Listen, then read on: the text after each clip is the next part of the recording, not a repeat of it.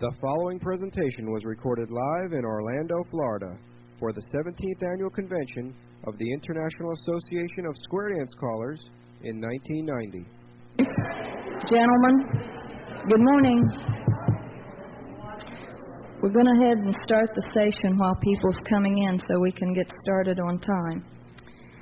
I'd like to introduce to you, this is Jim Wheeler. He returns to us from Orchard Park, New York, where he teaches communications at Erie Community College.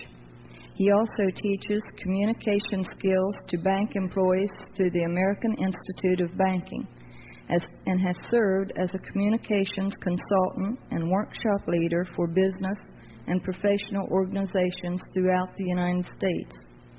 Jim has been calling for more than 30 years and currently calls for 3 clubs, mainstream through advanced, in the Buffalo, Niagara Falls area, as well as limited travel dates in New York, Pennsylvania, and Ontario.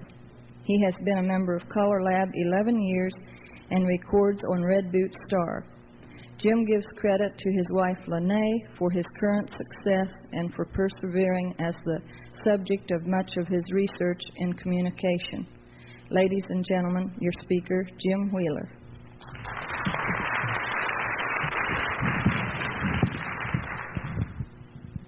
Thank you, Karen.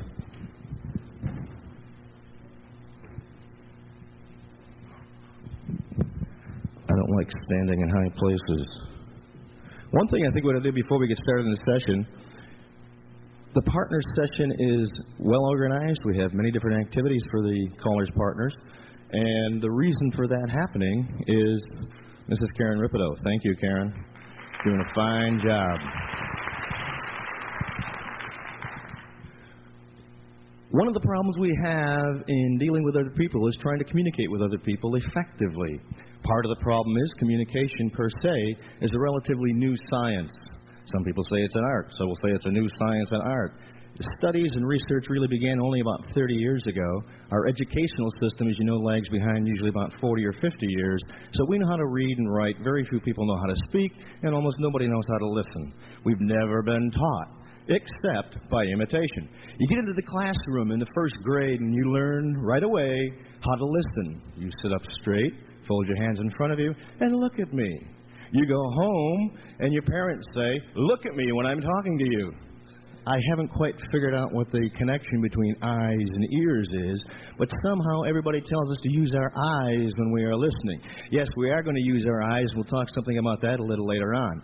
But listening is something that very few of us have any training in, all the way back to biblical times when the word came down from above, go forth and multiply.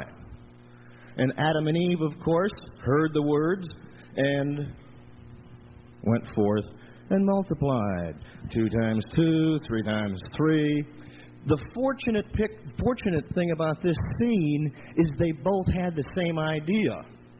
If he had had one idea and she had had another idea, it would sound very familiar, as often happens in our own houses. So we have to listen. We have to listen because we want to improve the quality of life, and more specifically, the quality in our square dance life. The caller, the caller, your spouse, is busy with technical skills. And we often think as callers that that's where we should be doing. We learn our choreography, we learn how to set up the equipment, we learn about timing and all that kind of good stuff. And that leaves the spouse with the one who has to take care of the people skills. We are building the foundation. The foundation is not a brand new Hilton and a yak stack. The foundation is people. And we have to learn to communicate with those people. Communicate in a sense of not talking to them, but listening to them. Because we can't fulfill their needs if we don't know what their needs are.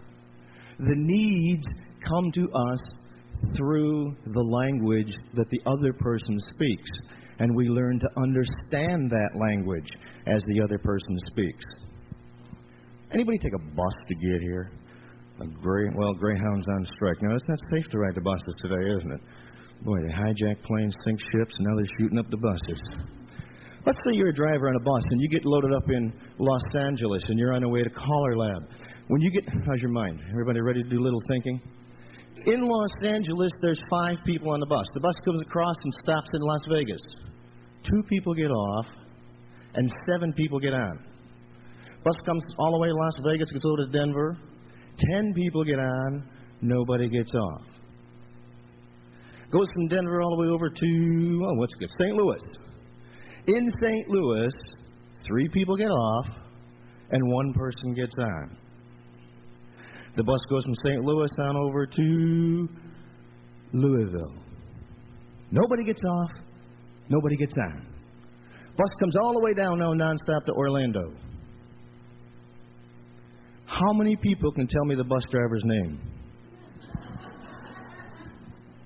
Anybody? We got 1 in the back. Don't tell me yet. 2. Now you're starting to do a little thinking and you're going back and reviewing. You're rewinding the tape, replaying it, aren't you? What's the bus driver's name, Grace? Grace. I started off the story by saying, you are the bus driver and you load up in Los Angeles. Were you listening? You thought you were? Yeah. See, listening is a systematic process. And it's continuous. It's something that's going on all the time. It has to be going on all the time in order for you to interpret what is being said. Oh, we can hear. Some of us have a hearing impairment, but we can hear. There's words going in. But what happens to those words inside? What do you do with them? That's what's important. And that's what I hope that we can do today. What do you do with those words? Everybody looks kind of stilted, not quite awake. If you would, please. All those people born in January, March, and May, introduce the person seated on your right to the person seated behind you. And just name and hometown, please. Okay? Go ahead. Those people born in January, March, and May. Would you stand up? Anybody born in January, March, and May? Introduce the person seated on your right to the person seated behind you. Please.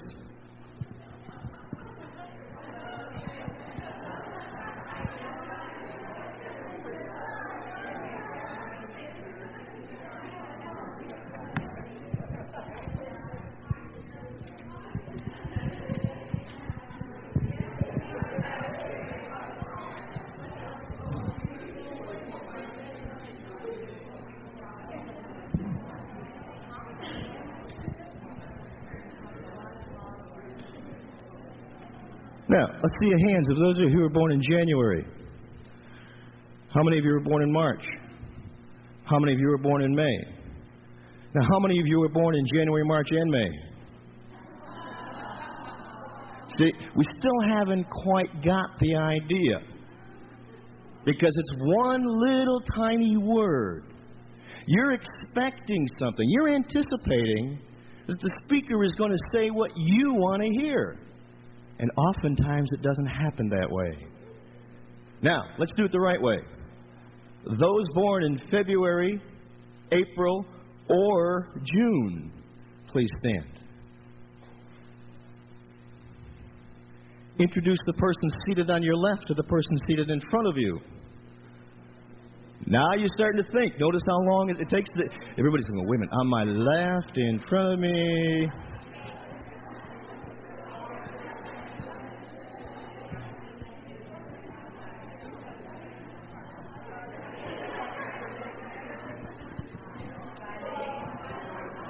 And any of you who have not had a chance to meet the person to your right or to your left, please introduce yourself now. And listen, because later I may quiz you on their name and hometown.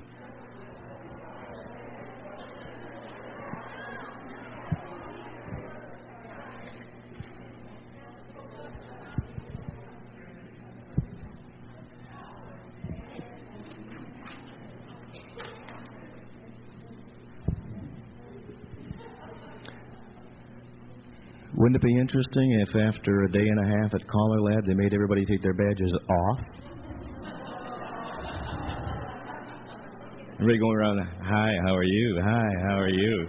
No names. You must be from the South. You have a tan.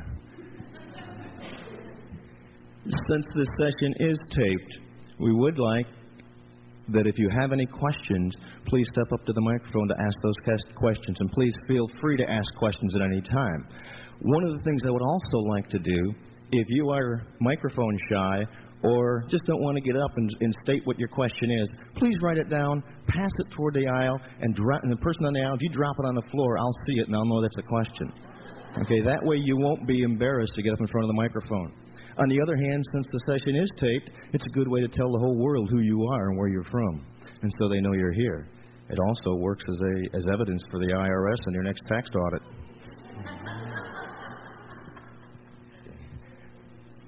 You're getting the idea of why we have to become more effective listeners. You learn better. You learn more.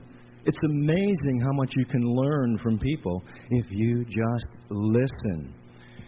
Solve problems. You got a problem to solve? What's the problem? And oftentimes the problem with solving the problem is you don't know what the problem is because you have not been listening to the person who told you what the problem was. You expand your interests. One of the things that we have found is that as a square dance caller and a square dance caller's partner, we get so narrow in our interests because of the time crunch. You know, you're calling 2, 3, 4 nights a week, and you do have a night off sometime, and what do you want to do? The same thing everybody else does. Veg out. Watch the movie. Watch TV. Whatever. But you don't want to get dressed up and have to go out someplace.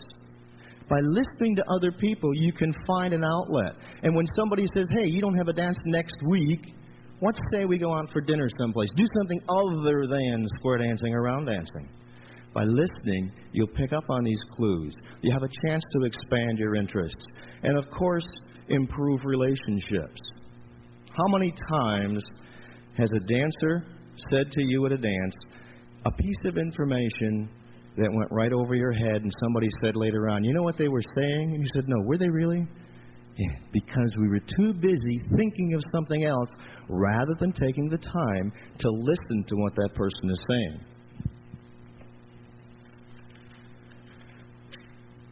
We sometimes forget, those of us that are gainfully employed elsewhere, that square dance calling is a business for most of us. I'm not sure what the dollar limit is anymore on hobbies as far as the IRS regulations, but if you make more than X number of dollars, used to be $100, it was a business. You had no choice. You had to declare that income. We don't talk about those things too much. But as a business venture, there are business decisions that have to be made. Should we do this or should we not do this? What are the dancers saying? Well, I don't know. I haven't had a chance to listen to them. And we don't say listen. I haven't had a chance to talk with them. We should be saying I haven't had a chance to listen. And that's what we mean when we talk about doing some decision making. And of course, the financial gain is there, whether it be in square dance calling or any other business. What's the market saying? You have to get your ear tuned in to what the market is saying. We find that there are a number of barriers to listening. First of all, we haven't been trained. I mentioned earlier your first lesson was in the first grade. Studies have shown us how much we spend in school on communicating. First of all, you spend 70%, on the average, you spend 70% of your waking day communicating with other people through writing, reading, speaking, and listening. On the average, our educational system spends 54% of the time teaching us how to write. Remember the big crayons? Even though your fingers couldn't do it yet, we got you in there writing. 36% of the time reading. And if your math is working, there ain't much time left, is there? 8% speaking and 2% listening. How many have ever really taken a course in listening? Anybody? Some of the colleges and some of the high schools are now incorporating it into programs. In the courses I teach, listening is taught the entire semester. Every day there's something that forces a student to listen. As a result of these statistics, you could probably draw the conclusion that we are ineffective listeners. Research shows that. Tomorrow morning at 9:15, you will have forgotten 75% of everything that I have said during this hour. You know how that makes me feel? That's why I've got the overhead going. That's why we're going to do some role-playing and play some games this afternoon. Not so much that you can't remember, but you're getting it through only one sense. And ears, so we'll increase the number of senses that are involved. So education spends 2% of its time teaching us to listen. Let's see what actually happens in the real world. Once again, these figures are on the average, and it depends upon your job, your occupation, what your activity is at the time. But we generally spend 9% of our communicating time writing, 16% reading, 30% writing. How's your arithmetic again? 45% of our time is spent in listening. And maybe that word should be changed. 45% of our time is spent in hearing. And how much of that time do we use to process the words? If we process the words, then we are listening. The barriers to communication are many. Some of them are physical. Some of us are hearing impaired. And some of us don't want to talk about it because we don't want people to know that we can't really hear that well. Maybe your spouse is the one who won't believe you. You know, you're going deaf. No, I'm not. I can hear every word you said. Well, maybe he can hear it, but maybe is he going deaf, or has he just stopped listening, or she? There are other reasons, too. Can I have one volunteer? A person who is not microphone shy to do a little experiment with me? Okay. If you would, please. Would you stand up to that microphone?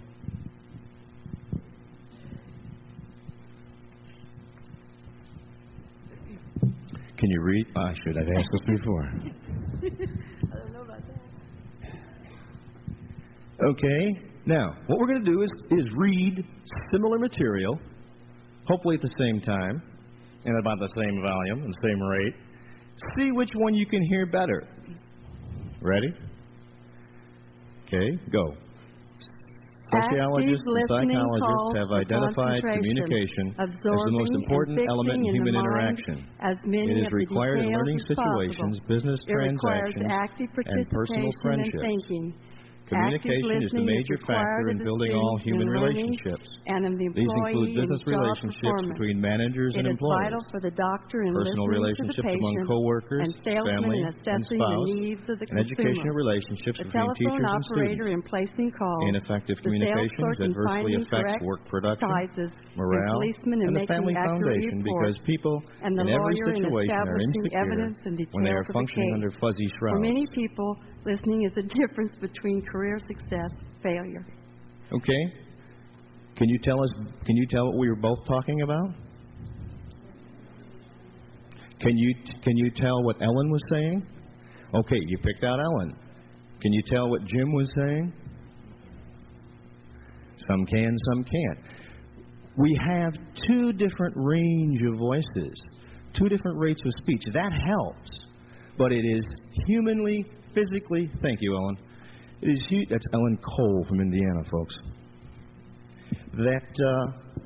It's humanly, she did a good job, didn't she? You gonna be around this afternoon? I need a participant for this afternoon to help me do a little skit. I'm gonna be looking for you. It is humanly, physically impossible to listen to two people talking at the same time. You can hear one, then you hear the other, and then you hear the other one again. Parents, you've tried, haven't you? and it doesn't work. Both kids, 3 kids, come running into the house, and they're all shouting at the same time. Or the kids and dad or the kids and mom come home from work, and they all want to tell you something at the same time. And you're standing there going, and you're not doing anything, really, except trying to appease them for the moment. Sometimes it works. It usually does. Except we're not really listening to them. We're hearing them. And just in case you're not sure, you say, well, this guy's got everything all played up. Let's go to a more specific situation, something that we know about, and see if you, I wish we had time to put a square on the floor and do this. See if you can understand what this caller is saying.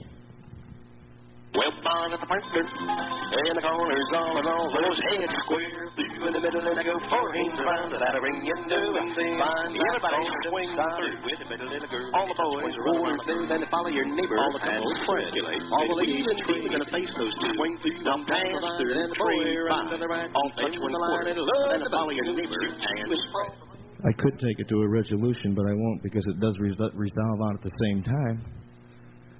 What a fantastic idea for a duet. Don't pass the mic. Both guys use the same one. First, third, and fifth squares, you dance to John. Second, fourth, and you dance to Gary. It's those kinds of things that happen. 2 people trying to teach the same class, caller and spouse, one saying one thing, the other saying the other thing. We know that to be a good dancer, you have to listen. And you can only listen to one person at one time. And if the other person is talking, the second person must remain silent. And if you are both accustomed to teaching a class, one working from the microphone and one from the floor, you have to decide ahead of time who's going to do what. I'm not saying who's going to make the decision. I'm saying you both have to get together and decide who's going to do the teaching, who's going to do the talking, and who's going to do the pointing. You know, oftentimes we can guide dancers by pointing in direction or shaking our heads or doing something like that, but not verbally, because that's already interfering with the other person's speech. We have external distractions to listening. You cold? You warm? You tired? Those interfere with our listening process. What'd you do last night? Where were you? Do you feel guilty because you didn't go to one session yesterday you thought you should have? Or you skipped breakfast this morning and you're hungry? That interferes with the listening process, interferes with communicating. We see things. Karen's sitting behind me. I haven't the faintest idea what she's doing, but she's distracting you. You don't have to leave, though, if you don't want to. That's another thing. That huge screen up there. I love it. Everybody can see it. The people in front of you. Maybe somebody's got too much perfume on. And so the olfactory sense, the sense of smell. We're thinking about something else. How fast does the mind work? Anybody have any idea? We talk in computer talk, bytes per minute, bytes per second. Let's talk words. We bring it back to English. How many words per minute can the voice, can the mind compute? Anybody want to take a guess? Anybody know? The numbers vary, but they're in the range of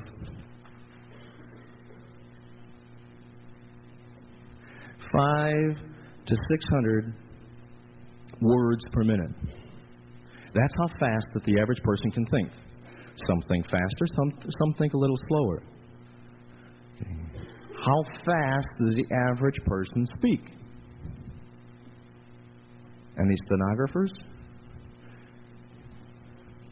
Okay, 120 to 150. She's talking shorthand speeds now, aren't you? Yeah, 150 is about the average. But let's say that, let's for the sake of math, let's say that the average person speaks at 200 words per minute. And that's rapid. That's a rather little, usually when a person gets excited, they start speaking that fast. They get so fast, sometimes you can't understand what they're saying because they're going on more than almost 250 words a minute. Anything faster than about 225 or 250 becomes unintelligible. You can't understand what they're saying. So in your mind, That leaves you with 400 words per minute. With nothing to do. Nothing to do. Came all the way down here to Florida to get a tan. What do I get? Florida cloud shine. The moon is beautiful at night. You can see the moon. But the moon goes down, the clouds retire right behind it, and there is no sun. What's he talking about that for? It has nothing to do with listening. Gee, I wonder how the kids are doing. Oh, boy, I don't care about them anymore. They're gone. Where's your mind? You got twice as much time to do nothing as you have to process words. That's one of the things that people don't understand about square dance callers. How can you say all that stuff so fast? They're talking at their normal rate. Their mind is functioning at their normal rate. Sometimes we think it's slower than others. Their mind is got a lot of dead space up there. And I don't mean dead space. A lot of dead time with nothing happening. What do you do with that time? That's what's important. If you say to yourself, I'm going to be a good listener, and when we get toward the end of the program, we'll give you the steps in being a good listener, you process those things. You say to yourself, I'm not listening. Whoops, wake up. Start listening. I'm daydreaming. Bring myself back. You know, the attention span of the American public has decreased. About 25, 30 years ago, research showed that a person can concentrate for about 12 to 15 minutes on one subject before they totally went off the track. Today it's down to 7 minutes, 7 to 8 minutes. You know why? Television. Every 7 or 8 minutes you see another commercial. When they run the miniseries, there's always one segment that seems to go about 20 or 25 minutes before the commercial break. And you feel it. My gosh, I got to get up and get that snack. I got to get another cup of coffee. Wish they had a commercial break. We're wishing for a commercial break. What happens when the student goes into the classroom? Monday, Wednesday, and Friday, I teach 50-minute classes. Tuesday and Thursday, I teach 75-minute classes. I'll tell you, 50 minutes is long. 75 minutes is horrendous. We take a little break in the middle. What'd you do this weekend? They go, huh? It's got nothing to do with communication. But we're going to now listen to other people talk about something that we might be interested in. Hey, how's your car doing, Bob? I understand you had a breakdown last week in Pennsylvania. They say, boy, this guy's crazy. He's supposed to be talking about communication. They're not listening to me anyhow. But when I don't talk about that subject, then they say, whoa, he's not talking about the right thing. Of course, it also keeps them awake. Because they never know who's going to be talking to whom and who's going to be asked a question about what. And it's also a chance for them to take a break without leaving the classroom. And after 2 or 3 minutes, we bring them back again. Watch a movie in a theater or on TV or your favorite soap opera and see how long it is before the camera angle changes. 4 seconds, 5 seconds, maybe 12 seconds at the longest. And then they have to give you something else. They have to give you another stimulus. And so they give you a different camera angle. They pan away. There's motion. Trying to keep our attention. The ever-ready bunny that runs through all the Energizer bunny that runs through all the other ads? The first time you saw that, you probably did a double take. You said, what is that? And now what happens? The other sponsors want to piggyback on the Energizer commercial. Because you're watching the next commercial, waiting to see the Energizer bunny who never appears. And so you're watching the second or third or fourth commercial. You're next. Because we have a problem maintaining attention span. Listening is a very tiring experience. And if you are being good listeners, when that break comes, you should feel somewhat fatigued. Not because of last night's activities or the fact that you got up this morning, or where's Naomi from Nevada who's still on Nevada time? Yeah, 5:30 you said, or whatever it was?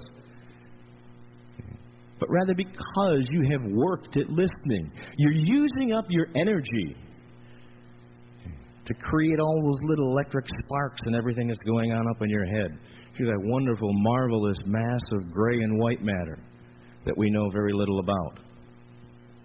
It consumes calories. What a great diet. I'm going on the listening diet next week. I'm going to listen 3 times as hard and I'll lose 3 pounds. I don't know if it works or not. Maybe I ought to put together a book and patent it. It goes along with a whole bunch of tapes, sell it for $159.99. MasterCard or Visa only. Yeah. Look for your favorite 800 number. We have psychological problems when it comes to listening. We have button words that make us want to use that extra time that we have. A person is speaking and you hear a word like cancer, diet, Vietnam, ghetto, teenagers, war, PMS, death, square dance callers, accident, bitch, vegetarian, caviar, clogging, the F word, blood, foreigners, rebel, Yankee, and California raisins, nuts and flakes. You hear one of those words and where does your mind go? I don't like that person, I'm not going to listen to him. I disagree with what they're saying, I'm not going to listen to him. He said that? I don't believe he said that. What do you mean? You know what she said? What did she say? You don't know what she said after you heard that button word. Some people call them trigger words. I call them button words, like panic buttons.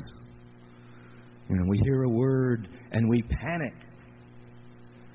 Are you a round dance leader? Hell no, I'm a square dance caller. Whoa, wait a minute. What did he say? What did he say? Because what are you thinking? How can he say that? Listen to what the rest of the message is before you judge it. Because you might find that the button word was the wrong word. You might find that they're going to say something nice. And so, because of those psychological reasons, we are ineffective listeners. We perceive things in different ways. It's called field expedience. We perceive things in different ways. Here's a visual perception. Who'd like to read that for me? Anybody? Collectively. Ready? All together, go. A, B, C. That's what you're supposed to say. Now read the second line. Ready? 12B, 14. 12, 13, 14. Now go back and read the first line again. Is it A, B, C or A13C? Now we got you wondering, don't we? We see things in different ways. Anybody been in New York City? Have you? Did you see the nudist play on Broadway?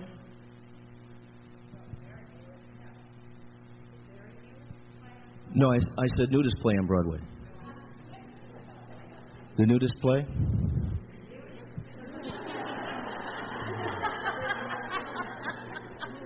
She saw the old one, but not the new one, right? What did he say? Did he say nudist play? Or newest play? Or new display? That's the way we talk. That's the way we talk. We do not enunciate words well enough. We all do the same thing. And people hear something different. You know, some of us have crazy minds. I guess that's why we become callers. We hear one thing and think something else. Karen was telling me the story of a Japanese caller she met a number of years ago, and every morning he came out of the room and said, Ohio, Ohio.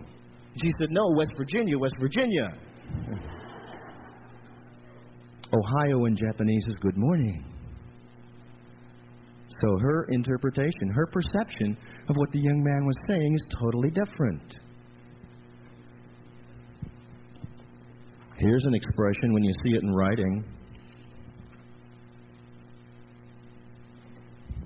You may not recognize, but I will guarantee that 98% of you in here have said that. Figure it out yet?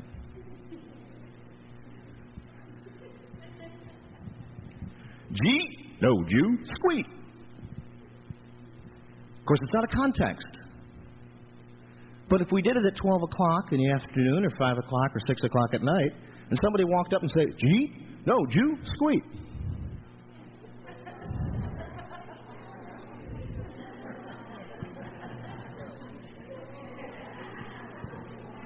We are lazy people. Because we're in a hurry. Did you eat? No. Did you? Well, let's go eat. We got our walking and talking, smoking and joking, and this and that, and these and them and those. And so we have a problem listening to what the other person is saying because of our perception and our misinterpretation.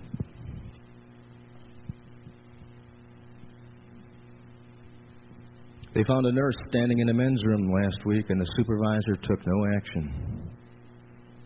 Do you know that? It was a male nurse. Okay. And the reason I told that is because I think the one I used last year had to do with the father and his son who were in an accident, were wheeled into the emergency room. And the doctor came rushing in, examined the boy, and said, I can't operate on him. He's my son. How can that be? Because the doctor is his mother. We have a closed mind sometimes. We get set in our ways.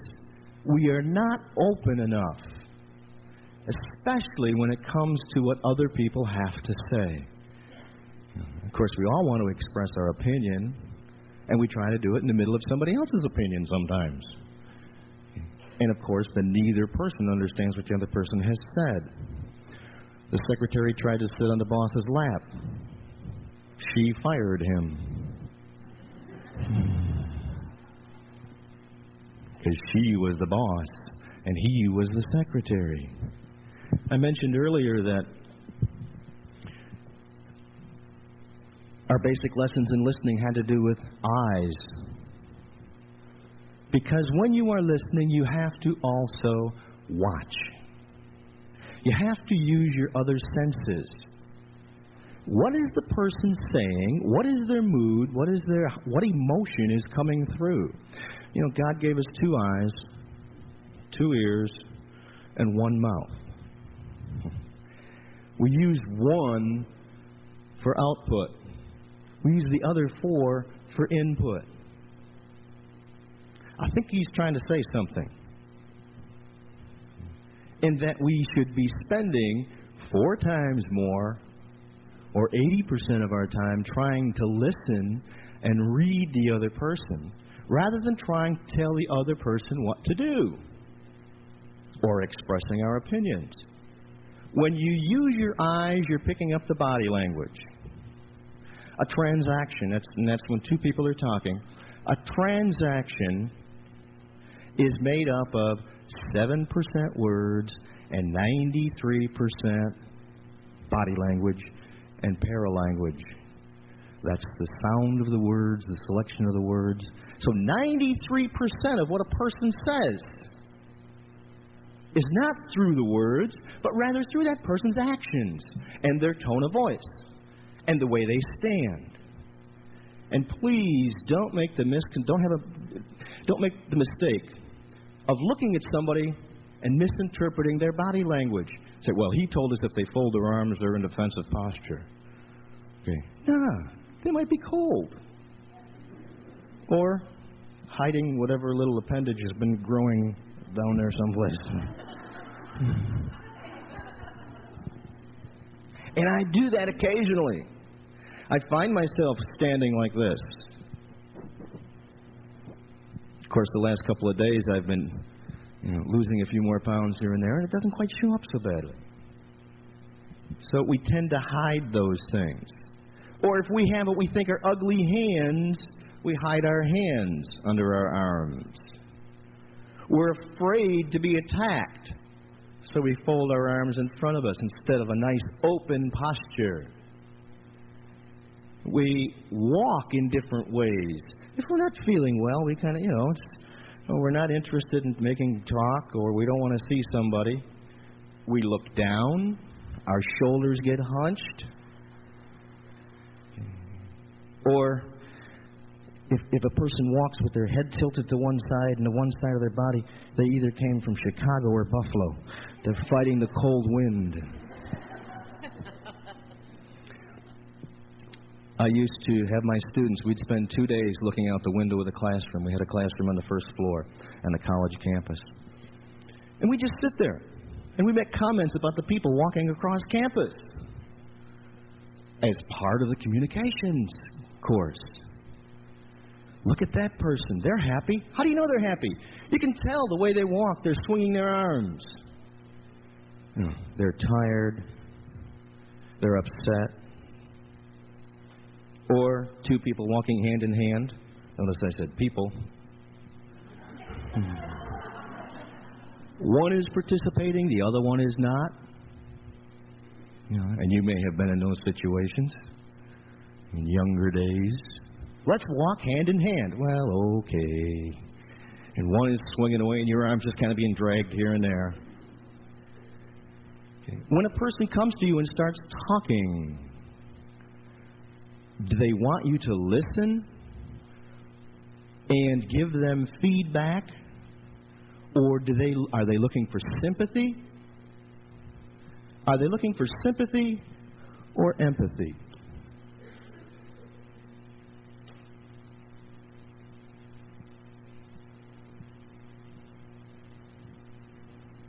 The two words are very much related. Okay. Sympathy is showing sorrow, sharing the other person's feelings. Or are they looking for empathy? And if you're not familiar with the word empathy, please put it in your vocabulary. And in order to improve your relationships, think empathy all the time. I teach empathetic writing. I teach empathetic speaking. I teach empathetic listening. And it's working with the you, Y-O-U, attitude. It's putting yourself in the other person's shoes. Somebody once said to me, as a teacher and a father, would you like to get a note from the kid's teacher saying, you got a stupid kid? No. So put yourself in the parent's place when you write the note. Your child needs improvement. Your child needs extra work. Put yourself in the place of the square dancer out on the floor in those first 10 years of lessons. I didn't say it the wrong way either.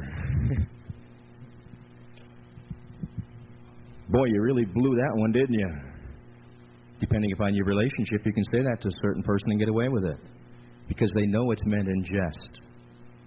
But you don't say it to somebody brand new because how would you feel your first week, your first year in the square dancing activity, and somebody came up to you and said, boy, you're trying to learn to square dance? This is one of the problems, and this is my own opinion, why we have more fights on the round dance floor than we do the square dance floor. Because you and your spouse have broken down the veneer. You've washed away the facade. And you are totally honest with one another, or as honest as you feel comfortable being honest. And you say, come on, dummy, move this way. We don't think about how the other person is feeling. I know, it's been said to me. Hey, get over here, I know what I'm doing. Rather than let's work together to figure this out. Or, I think I have a suggestion that might help you. and is more likely to give you a positive response than no response at all or a negative response. Of course, the third word in this trilogy that is the worst of all is apathy. You know what apathy is, don't you? Or don't you care? Okay.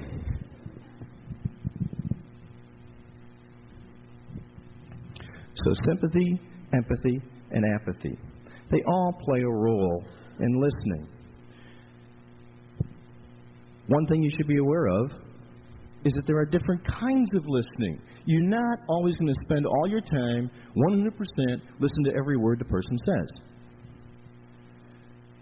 And it's important that you understand the differences. Casual listening is what you may have thought you'd be doing when you walked in here. Just casually sitting around, listen to a few people talk. That's a social hour, during a cocktail hour, just casual. Turn on the radio for noise. If you got a lot of people running around the house and all of a sudden the people are gone, what do? Go over and turn on the radio or the TV? Why do you turn it on? For the noise. And you casually listen. You're driving down the car and you're playing the radio. Hopefully your attention is on the road and other related activities. And you're casually listening to the radio. You can tell the person in front is no longer paying attention to his driving, and he's doing more than casual listening on his car phone. Because that person in front of you is all of a sudden going back and forth because he's more intent on what is being said on the telephone than what he's doing on the road. We find that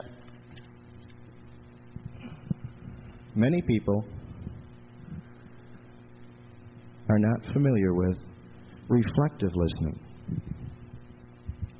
This is the hard one. This is where you listen to somebody and you try to remember what it is they are saying. You are listening to every word. You are watching what they are doing.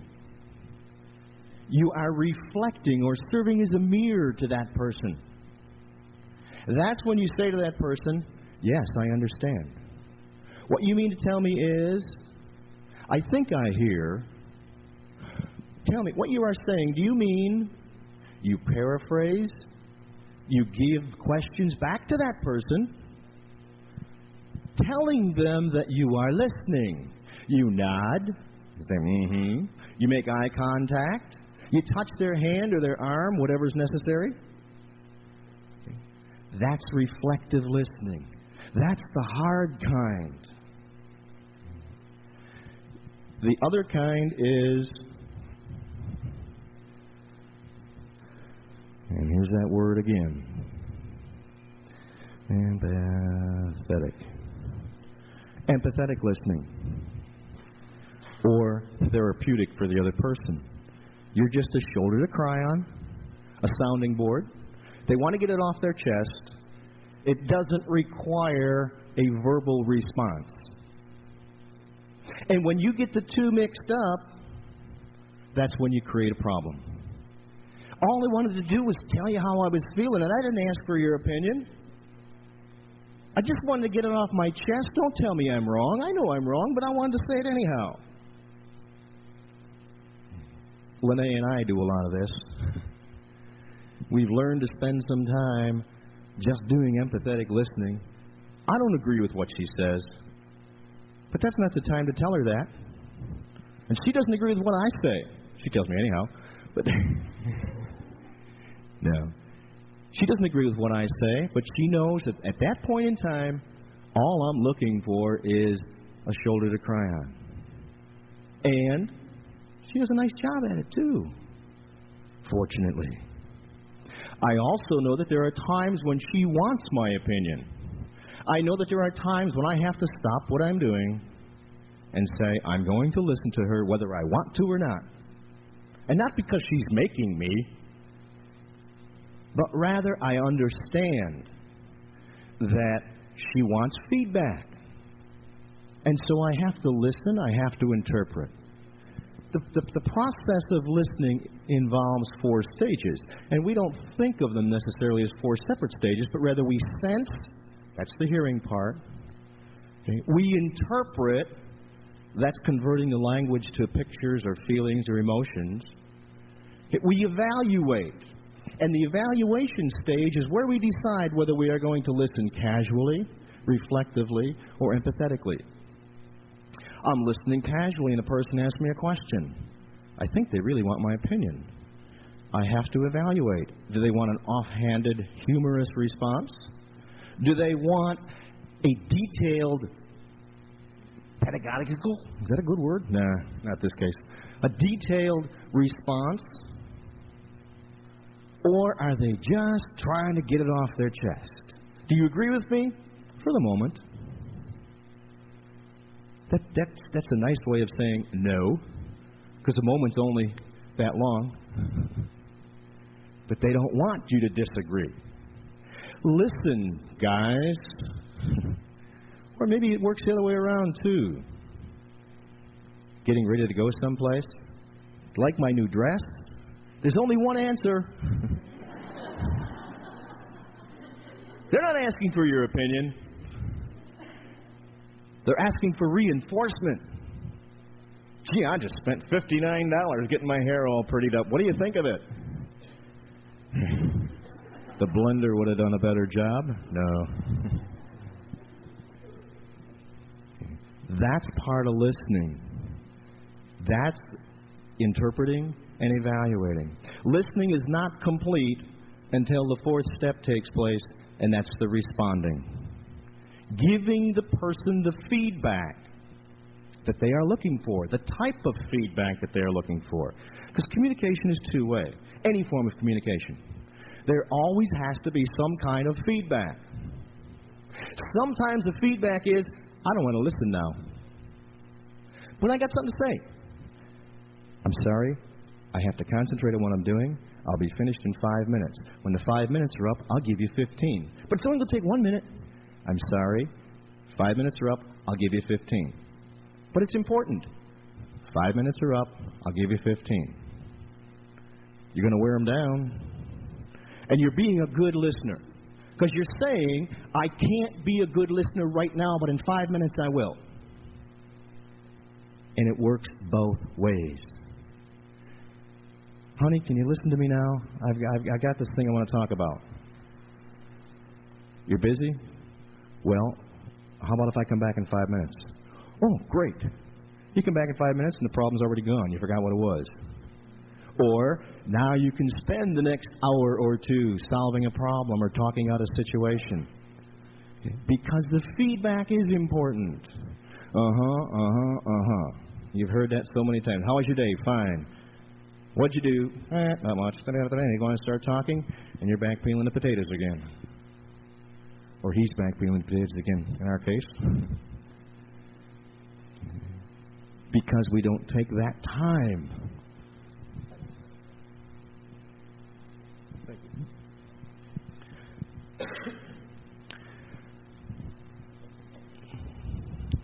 I have to do a little house cleaning here again. Because now we come to the part of how are you going to be an effective listener? What are you going to do? And I have handouts on this, but please don't take notes. To become an effective listener, you have to decide that you're going to listen. And you're the only person that can do that. They can tie you up, they can chain you to the wall, they can put headphones on you. They can blind your eyes, stuff your mouth with a rag, pinch your nose, cut off all the other senses, but you're not going to listen until you decide you're going to listen. And obviously, you people have decided you want to listen because that's why you're here. I know the sun's not out too, that's another factor. But you decided that you're going to listen. You have to decide which type of listening is necessary. Casual, reflective, empathetic. And it might change in the course of a conversation. Remove or avoid distractions. One of the biggest barriers to communication, especially listening. That extra 400 words per minute that's floating around up there you don't know what to do with. I'm not going to say memorize these, but pick out the one that gives you the biggest problem. And say to yourself, I've got to avoid distractions. Boy, I get distracted easily. I'm going to listen. Yes, I'm listening. I'm giving good positive feedback. I'm listening. I'm listening. I'm listening. It's a learned behavior. Hearing is what you're born with. Most of us are, fortunately. But listening is a learned behavior, and you have to work at it. At home, set aside time to listen. And maybe in the beginning it sounds so formal with a person that you've been married to for 20-some years. But honey, what are we doing Saturday afternoon? Gee, I don't know. Can we spend some time just listening to one another? Not talking with each other, but listening to one another. Because now you're teaching somebody else. Say, I want to be a good listener. I'd like you to be a good listener because I need a good listener to live with. And so at home, set aside that time. And it doesn't have to be hours and hours. It can be 2 or 3 minutes. Most of you are in the situation where the spouse comes home from work, whether it be full-time employment in some other area or from a square dance. You're tired. You got things you want to do. Your day is planned. And in comes Mr. Ego. He's going to tell you how great he is. Or she is. And what are you doing? Peeling the potatoes. Okay. Set aside the time. When you go to a dance, arrive early. Why? So you can get the things you got to get done, to have some time to listen to the people you should be listening to. You know people, maybe you're one of us, who sometimes fly into a dance, get everything set up, and everybody's standing around not knowing what to do. And that's the time that you should be listening to people. All the time. Become an educator. Set the example. Become a good listener. Discuss how to be a listener. Discuss the importance of listening with other people. Sometimes you don't listen to me when I talk to you. I'd like you to listen because I will promise to listen when you want to talk. Look like you're interested. Look like you're listening. By being interested. That's the smile, the head nod. That's why they said to you, look at me when I talk to you. Because they expect eye contact. That's in our culture, folks. In other cultures, looking somebody in the eye is not so good. When they listen, they look down. But in this culture, when you are a listener, you are expected to make eye contact with that person. So look like you're doing it. Give them the nonverbal feedback. And as a listener, read the speaker's nonverbal clues. Reevaluate the importance of listening. Decide, maybe I ought to change the type. Here I am being a reflective listener, and all he's doing is shooting the breeze. And so you can be a casual listener. Or I thought he really wanted my opinion. No, he's just getting it off his chest. Be aware of your feelings, emotions, and prejudices. Look out for the button words. When you hear a button word, use that 400 minutes, words per minute. You say, uh-oh, button word. Close it out. Forget it. Keep on listening. Keep on listening. That's a hard one. That's a real hard one. N-B-Q-U-I-E-T. Silence is golden when you are listening. Head nods. Mm-hmm. Understanding. Because you can't listen when you're talking. You can be providing feedback and use your thinking time. That's the 400 words per minute. Okay. To be an effective listener. But you're saying, how am I ever going to express my opinion? I'll tell you what. If you give somebody 5 good minutes of listening time, you're going to get 10 minutes to express your opinion. Because they're going to stop talking at the end of 5 minutes. They're going to run out of things to say. Because you're just saying, go ahead, Indy 500, here we go. Zoom, say everything you want to say. And listen to what they are saying. They'll give you a chance. They'll give you a chance. If there's more than 2 people talking at one time, don't be afraid to say, excuse me, I was listening over here, and can I get back to you in a minute? And if they say no, then they're not worth listening to in the first place. Okay. Excuse me, I can only listen to one person at a time. Now you can blame me. There was this guy down in Orlando that told me I can't hear 2 people at one time, so can one of you please stop talking? Use me as the scapegoat. I don't care. But you got to do something so that you can become a better listener. Becoming a better listener makes you a better communicator. We have a session this afternoon that we're going to be doing some little skit, working in some small groups, improving our listening skills. And for those of you that are coming back this afternoon, one of the things I would like you to do, you got a homework assignment. You believe that? Damn college professors. Note the characteristics of other people when they are listening. Look around you. See if you can pick out good listening habits, bad listening habits. How do you know they're a good listener? What indicators did they give to you? And they don't have to be in a conversation with you, but watch the people across the hallway. Watch the people at the other table at lunch. And during the next session, monitor your own listening pattern. Okay. Lazarus and Springers are in here?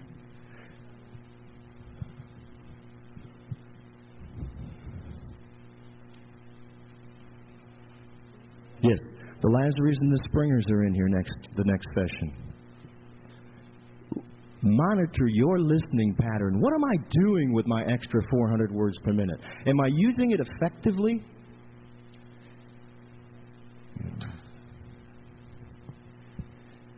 And if you're really having a problem and you really want to work on your listening skill, take notes. Not on what they're saying, but on what you're thinking. When you find yourself distracted, write down the time. Say, whoops, my mind wandered. And just quick jot, look at your watch, jot down. The session starts at 10:45, so you write down 10:47.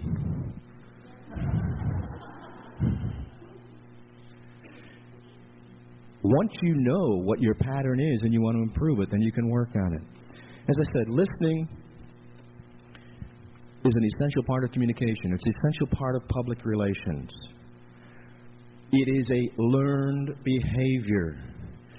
And if you want to become a more effective listener, you got to practice every day. It's got to be something you got to concentrate on for the next couple of weeks. Eventually, it becomes a habit. What happens when it becomes a habit?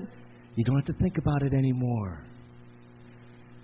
You will improve your relationships with other people.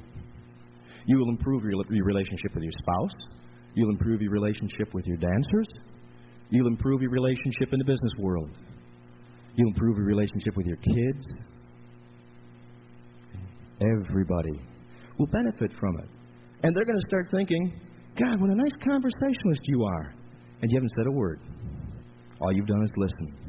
I thank you all for listening for the past hour. I will entertain questions from the floor, or if you would prefer, we'll be around all day and a half a day tomorrow. I'd be more than glad to sit and listen with you. So I thank you all very much. Please have a pleasant day.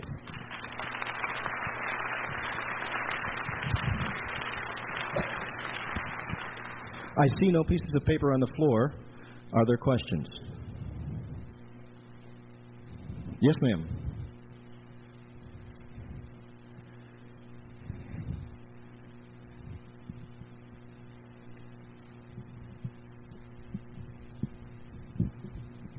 It'll work. I'm Eileen Hurst from England. I've done some of this sort of thing on management courses before. The thing I've found afterwards is that I'm being a good listener, making an effort, doing all the right things, and then I notice that the quality of listening that I'm getting in return isn't up to my standards, and people are saying, oh yeah, I'm listening, they're looking everywhere else, they're not really paying attention. Have you any ideas on how to get the same quality of listening back from other people who haven't been educated in this sort of way? What you have to do is tell the other person to be a good listener. Don't use those words. When they've been speaking for 3 or 4 minutes and you are doing reflective listening, say to them, I've been listening to you for a few minutes. Would you do me a favor and just give me 30 seconds and listen to what it is I have to say and form an opinion afterwards?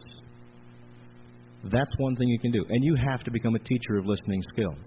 If it's a good friend or a spouse, you ought to have the reporter say, look, shut up, will you? I want to talk to you now, and I want you to listen to me. And I don't mean just hear me and give me back the feedback that I want to see, but I want you to really listen to me. Sometimes you raise your voice, sometimes you get angry, sometimes you do it with softness. Honey, look, for a long time now, I've been trying to talk to you. And what I really want you to do is please don't say anything for the next couple of minutes. Just listen to what I have to say. And if that doesn't work, then you go with the angry... Well, that word won't fit in all cases. But you go with the angry and hostile approach. But you are the one that has to initiate the learning process when it comes to listening. Unfortunately, not everybody is as intelligent as you are. Because you're smart enough to come on in here. You're smart enough to say, ooh, maybe this guy's got something I can use. Okay, so you have to become that teacher. Other questions? Naomi, do you have a question? People don't get to the point. You're right. When people are talking, they sometimes don't get to the point. That's when you have to decide, should I be doing reflective listening or casual listening? And if you have the time for casual listening, does it make any difference if they wander around? It's when you need to do reflective listening that you have to say, excuse me, I only have 2 minutes. You know, and if you're in an office or even a dance environment, I got to give Bill a hand with the equipment, and I can only give you 30 seconds of my time right now. Could you either make it quick, or can you talk to me after the dance? Okay. Or sometimes, there are times when you really don't want to communicate with people. You say, honey, let's not stop with that group after the dance tonight. I just don't feel like communicating. I don't feel like listening. I don't feel like talking. I'd rather go home and communicate with you.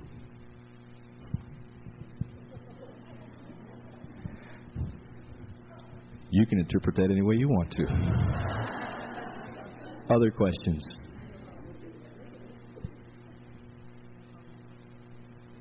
As I said, I'll be around.